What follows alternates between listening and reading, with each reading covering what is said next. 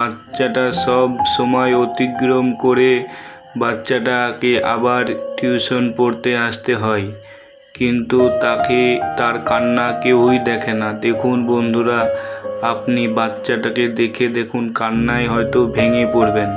আমি কান্না তো নিজে ধরে রাখতেই পারিনি।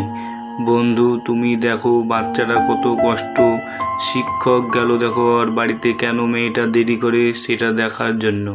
শিক্ষকও লাস্টে কেঁদে ফেলেছে, কারণ বাচ্চাটা তার বাবাকে সময় দিয়ে তারপর তাকে সময় বের করে স্কুলে যেতে হয়।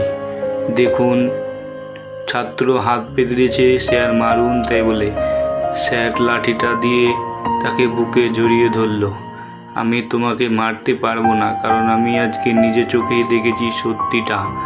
কারণ লাইক কমেন্ট শেয়ার করে দিয়েন বাচ্চাটার জন্য।